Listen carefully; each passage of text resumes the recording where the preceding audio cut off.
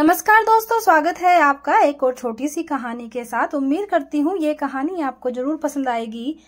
मोहन नाम का व्यक्ति अपने 25 वर्ष के बेटे रवि के साथ ट्रेन पर चढ़ा। बेटे रवि ने अपने पिता से जिद करते हुए कहा कि उसे ट्रेन के विंडो सीट पर ही बैठना है।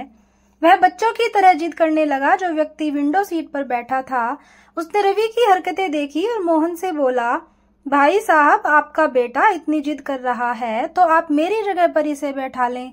इतनी जिद के बाद रवि को विंडो सीट मिल ही गई।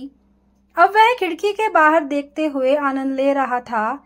उस बोगी में बहुत सारे लोग बैठे हुए थे। रवि के ठीक सामने एक औरत भी थी जो रवि को बड़े ध्यान से देख रही थी, क्योंकि रवि अजीब अजीब हरकतें कर रहा था।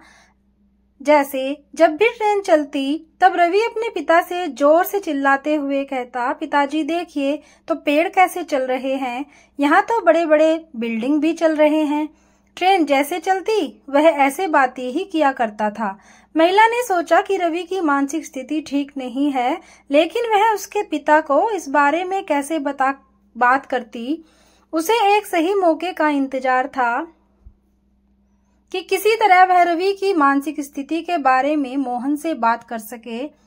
तभी जब एक बार ट्रेन स्टेशन पर रुकी, उस औरत ने टिफिन का डिब्बा निकाला और रवि और मोहन को कुछ मिठाइयाँ ऑफर की।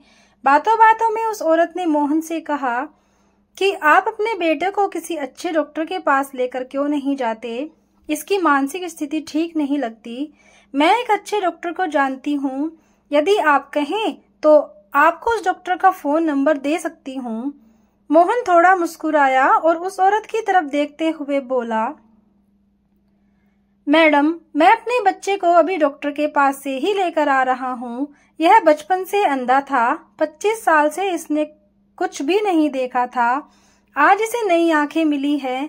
ये दुनिया इसके लिए एकदम नई है, इसलिए ये सब कुछ अपनी नजरों के सामने नया पाकर अजीब अजीब बातें कर रहा है। महिला मोहन की बातें सुनकर बहुत पछताने लगी। दोस्तों, कई बार हम बिना किसी के बारे में जाने कुछ भी जज करने लगते हैं, बिना कुछ जाने किसी के बारे में कुछ भी कमेंट कर देते हैं। इस कहानी से हमें एक बहुत बड़ी सीख मिलती है दोस्तों, कि हमें कभी भी किसी को जज नहीं करना चाहिए। किसी व्यक्ति के बारे में पूरी जानकारी के अभाव में कुछ भी गलत कमेंट करना आपकी सबसे बड़ी गलती साबित हो सकती है। हर आदमी के पीछे कोई न कोई कहानी होती है, इसलिए दूसरों को जज करना बंद करें। कृपया इस हार्ट टचिंग इंस्पिरेशन स्टोरी पर अपने विचार कमेंट के माध्यम से हम तक पहुंचाएं तो मुझे बहुत अच्छा लगेगा। कहानी आपको कैसी लगी एक बार जरूर बताएं। धन्यवाद।